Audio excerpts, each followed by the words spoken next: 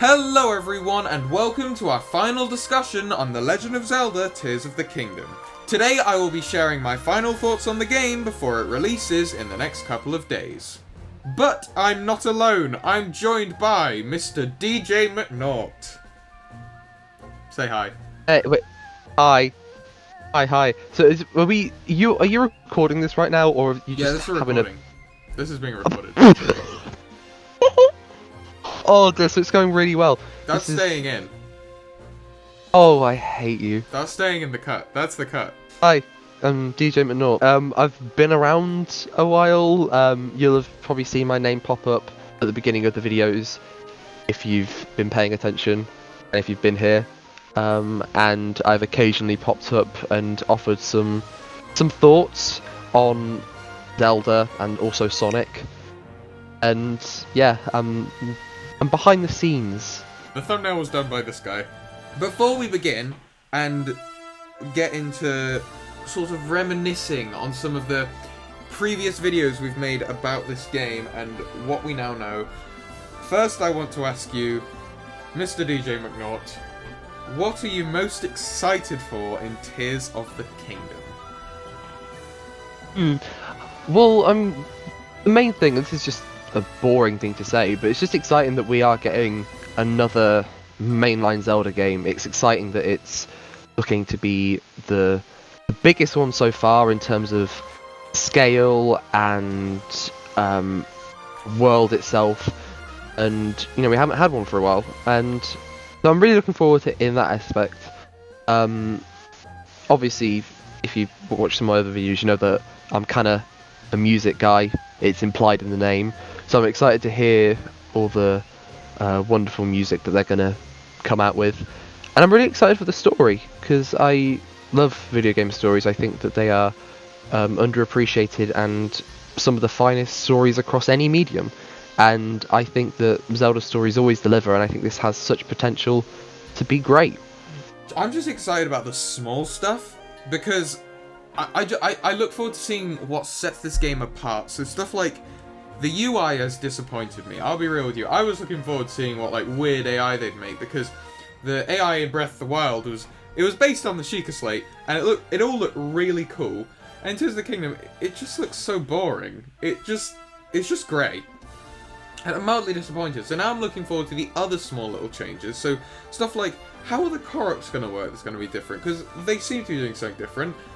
Because either we've seen a few things they've been doing, and they look pretty similar. But there's this one in the gameplay footage, and we can see him dragging a bag or something.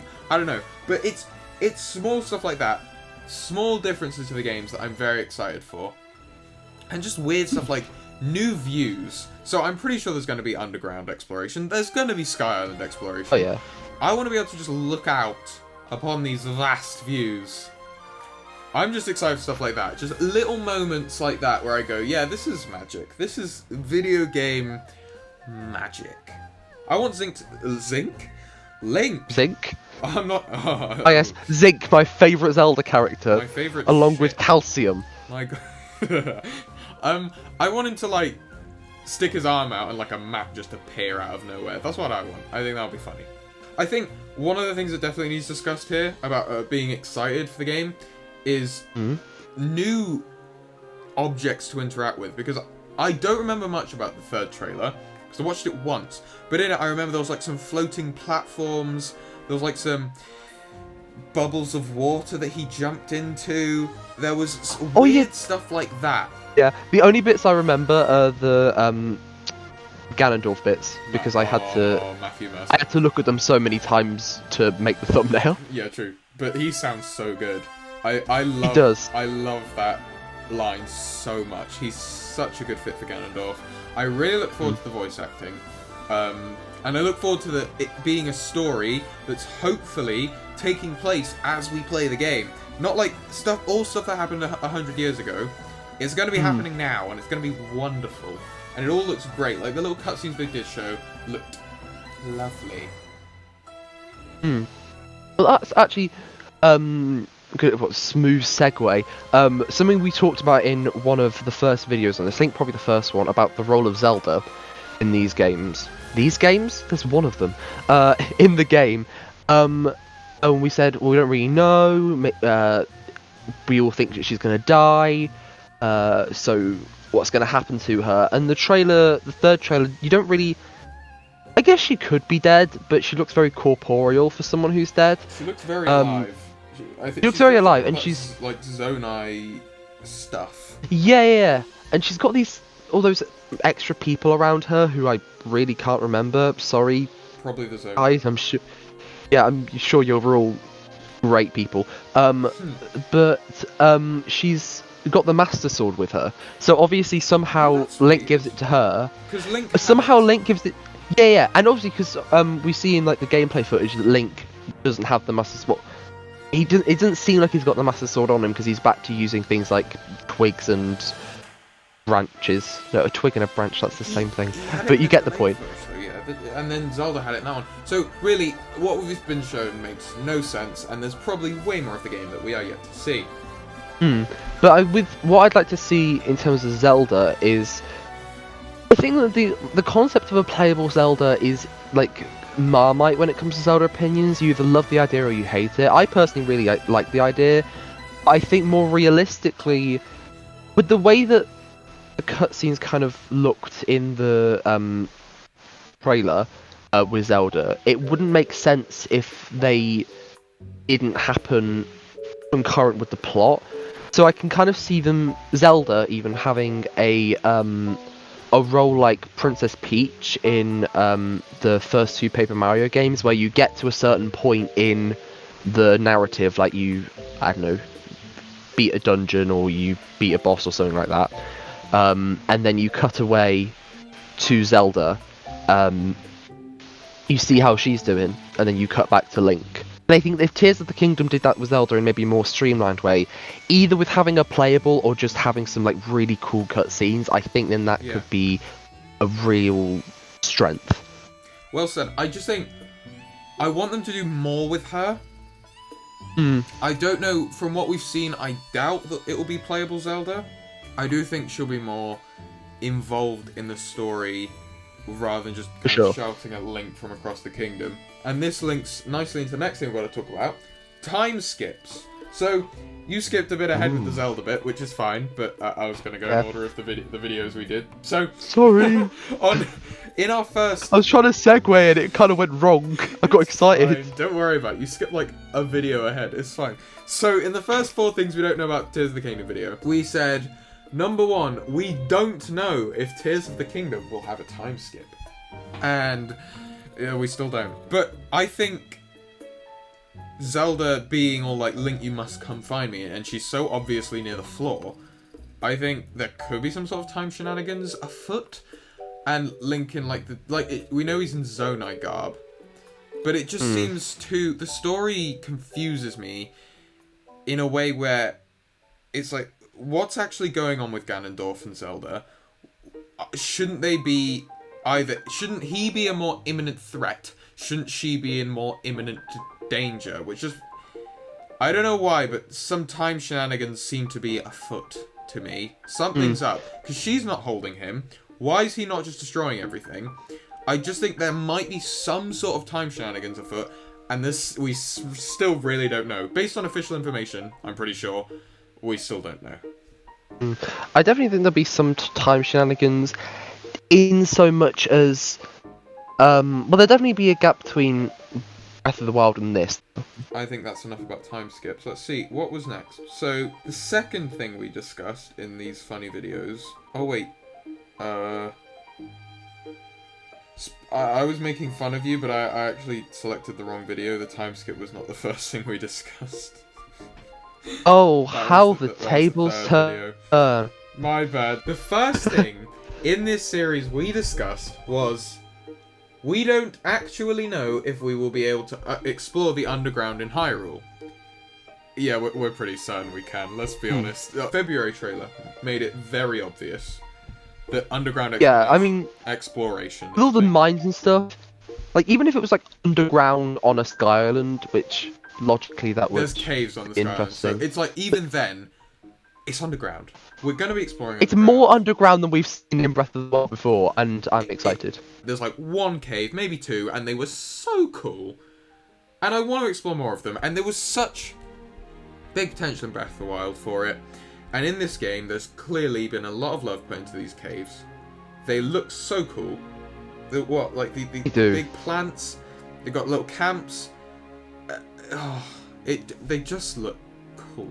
I don't have much more to say about caves, but we might spiral back into it later. So, we said we don't know about the extent to which floating islands will be openly available to us. Very is the answer. Yeah. Very, very. Kind of.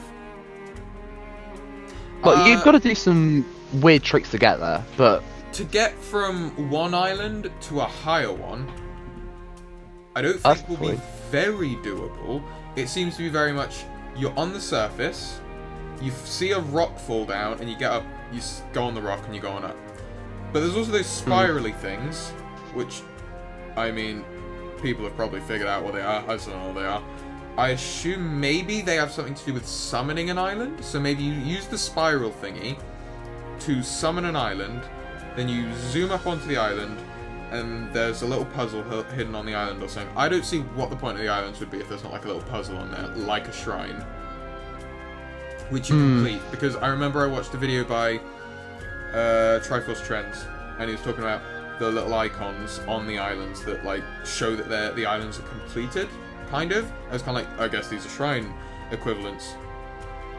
But I think that the islands are very much going to be available to get to from the floor, and if you fall down, you've got to use the floor to get back up. And you'll probably be able to fast travel to ones you've been to before, but I don't think we're going to be very often going from an island that's lower to one that's higher. That'll probably be a big story progression point. If you you get to the end of dungeon, and then that'll grant you some sort of magic staircase, like I don't know, that takes you to a sort of bigger, higher island, going from a lower point to a higher point as you collect certain items or as certain things happen in the story that make things more viable. I think I've described it well enough. The spirals summon the island, rock falls down, you go up onto the island. Kind of, sort of like shrines, not really, kind of. We don't know who the true big bad boss will be. That was what we said. We kind of do. It's probably Ganondorf, but probably Ganondorf, maybe Demise, and Demise. Probably not. Probably just Ganondorf. Yeah. Right. What we don't know, part 2. The next point was we don't know what's happened to the towns from Breath of the Wild. Kinda. We still don't. Oh. A little. We know. I might be talking complete rubbish. I think somewhere. I think I started reading it but stopped reading it, and it was talking about the towns each have like a big issue that Link's gonna have to go sort out.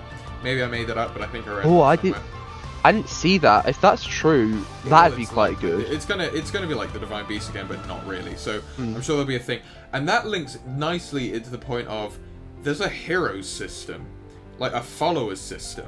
So you're going to be able to get NPCs in this game to follow you around and help you, kind of like Skyrim. And there's like a few screenshots of Link just with an army of random NPCs, and then there's clips of him running around with Riju and Telly and what's his name? I mean, he's Sidon. That's his name.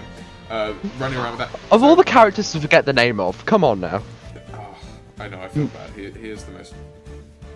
Anyway, he's the coolest. I love him. He's so cool. So I reckon each of the places is going to have this big issue that you've got to solve. Each of the towns, so like Tarry Town, Hateno, Rito, all that stuff.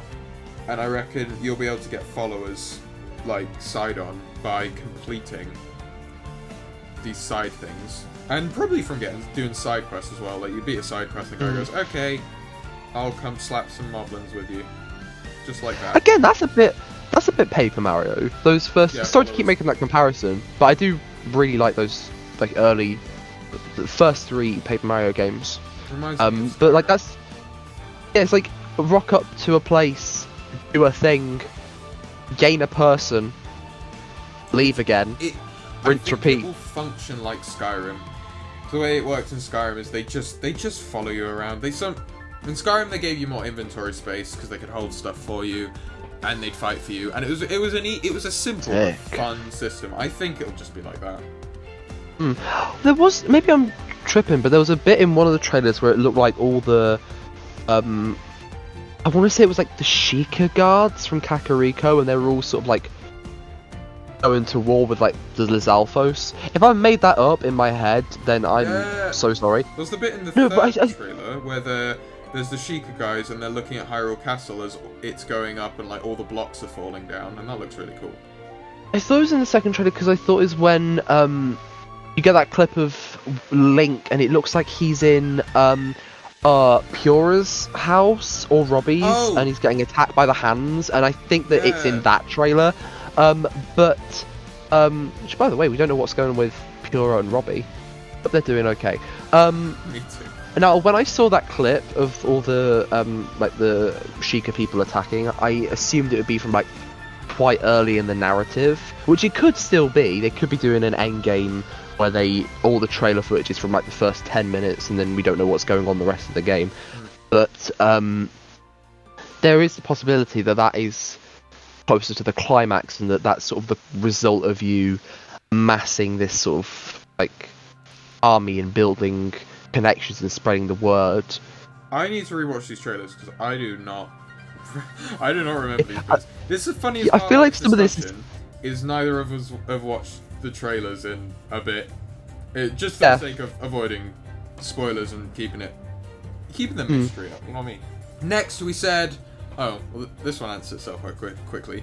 We don't know if the Koroks will be in Tears of the Kingdom. Yeah, they will. Yes. We've seen them. Probably with new puzzles, similar puzzles to before. We know all this, kind of. I think they might be doing some interesting stuff like side quests, because there's that bit where the guy's dragging a bag in the gameplay. There's probably going to be very similar to how it was before. Maybe a different reward for collecting them all. It would be good to see them like kind of have a bit more importance to the overall plot, because I feel like in Breath of the Wild, obviously you had like Korok Forest where you could go and get the Master Sword, and you had the Great Deku Tree. But I mean, I found the Master Sword by accident. So in terms of importance to the overall narrative, they weren't that important. But then you look at other games like Wind Waker, where having the Koroks there is hugely important, and one of them is one of the sages, and you've got all the lore about them being the evolved from the Kokiri, and I think it'd be interesting if they could kind of interweave them a bit more into the overall narrative, so that they don't feel they're just there, you know? Yeah. I think we'll get some side quests with them in, like, main Hyrule, which I don't think there was any of in the first game. I like the Koroks, I think they're funny men. We don't know if Tears of the Kingdom will contain new mechanics, such as crafting. Kind of. Well, kind of. We don't know about crafting, but we have the... Well, I'd say we kind of make a stick longer. Because you got fuse. You can fuse random stuff to your arrows, you can fuse weapons together. You can use Ultra Hand to make rafts and stuff. I think that's the closest thing we're going to get to crafting, because the arrows let you use like I think that's better than crafting. Yeah, it's way more interesting.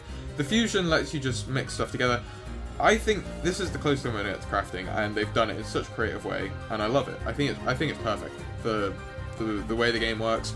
It's just made the game into even more of a sandbox than Breath of the Wild was. It looks good, and I think that if they can pull it off and they can make it not annoying to do, then we're just completely set.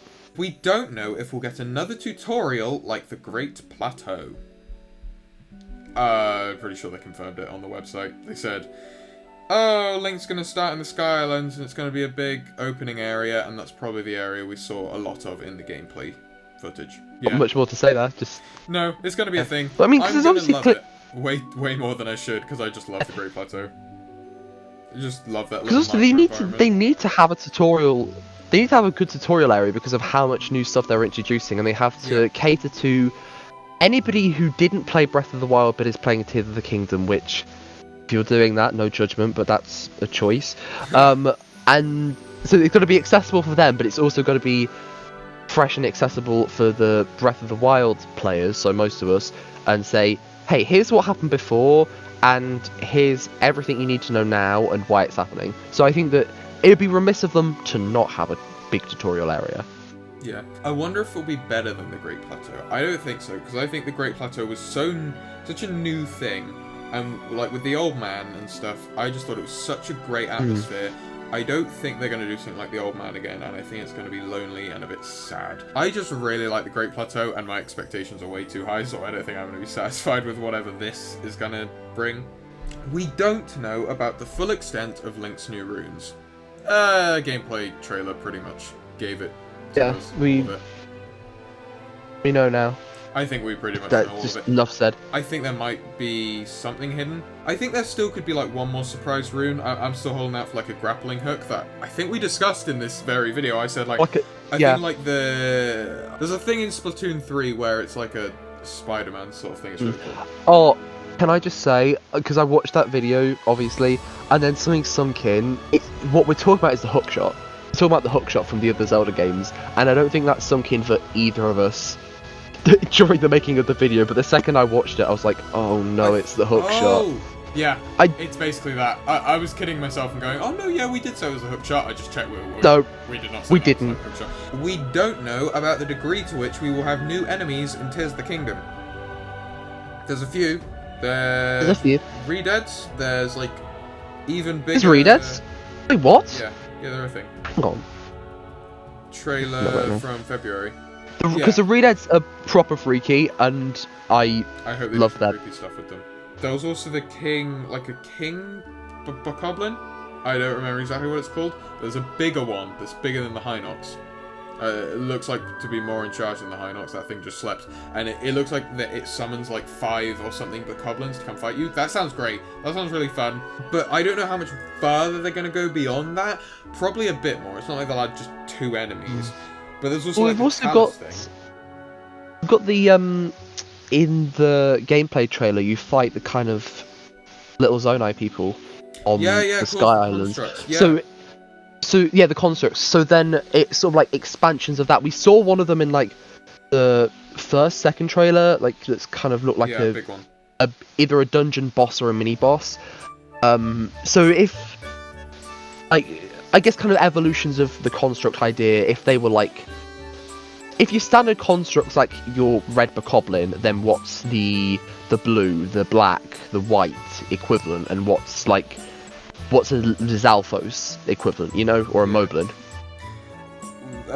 With the enemies, they also have horns, which are shaped like different weapons. And I think all that says is you're going to be able to fuse them to make weapons, which I think is really cool. So, like, some of them have, like, an axe head or a sword-looking head. Yes. They're just going to be for weapons. Oh, yeah, this is the final point of this video. Kind of underwhelming.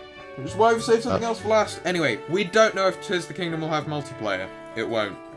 Pretty sure on the back of the box it says it doesn't. And we talked about Zelda already, so... Yeah, we're not getting 4 swords, we're not getting any of that. That's about that then. Those are all of the things we don't know videos that we've just gone through. Very little of it hasn't been answered now, but you know, whatever. Yeah. So yeah, the music. Well, we've gotten some clearer ideas, mostly from... the things I've picked out are from the gameplay footage. They're definitely reusing things like the field day music. They also reused the mountain music. Yes, so you've got those cues back again, which makes sense because, you know, why not? Yeah, I wanted new ones for the game. Yeah, me too. It makes sense, but then I suppose that they're probably gonna what's the word? Make up for it with all the new stuff, like that's the thing. It's like dungeon themes, which that's gonna be really exciting because the dungeon themes in Zelda games are always good. Yeah. Like, especially if they're creepy. Like, the Shadow Temple and the Spirit Temple are still. They look like they can be really great. Creepy. Like that underground area we've seen, I reckon that'll have really creepy music. Mm. And there's what looks like a fire dungeon. I reckon that'll sound sick. Oh, for sure, because Yeah, Nintendo are good at fire music. Listen to anything. they're very good at fire music. It sounds great. If they stick to their guns and they keep being good at their job, I think that the dungeon themes are going to be really good. And also I think that as we get to different points of the Sky Island, like if they've got different landscapes or if they're more important, I think the music will be different. And I think clearly the story's going to have a lot going for it. So yeah, character themes, all that. I think that I have a lot of hope for the music still. I'm surprised you didn't bring up the Sky Island music we heard. That sounded great. Yes, it did actually. It sounded exactly like I thought it would. I don't know how I describe it because I'm not a music guy really, but well, I like the music obviously. I just don't know how to describe it. It sounded great. It sounded exactly how I thought it would. I hope we get more of that. I hope different islands at different levels have different sort of music. I look forward to it very much. Yeah, and I think that the point we made about how Majora's Mask is kind of reuses the music and the sound trip from Ocarina of Time, but then also has new themes in addition to it. I think that that's clearly proving true from the music we've already heard, the new stuff and the old stuff, and about how the new stuff is an evolution of what we've heard. I think that's pretty clear. So yeah, pretty sure it was a new battle theme as well when they started fighting the constructs. Yeah, it was a bit kind of. It sounded good. It sounded like funky, like the. Yeah, it was a bit like robotic almost, but like in a. Guardians had something like that, didn't they? They had like the mini Guardians. They had like a little different battle theme. I think it will be like that, but I really hope that the normal enemies also have like unique themes and also just a new general battle theme. That'd be nice. I think there's always a lot to look forward to in terms of Zelda music, and I think that this could completely hit it out of the park. I'm really looking forward to it, and I can tell you are too. I think me too. That just about wraps up our conversation for today. We've got through all the points we're going to get through, so do you have any thoughts on what we've discussed? Feel free to discuss in the comments yourselves, and subscribe so you don't miss any more of this content from ourselves in the future. And with that, thank you very much for watching, stay safe out there, and we shall see you all in the next one.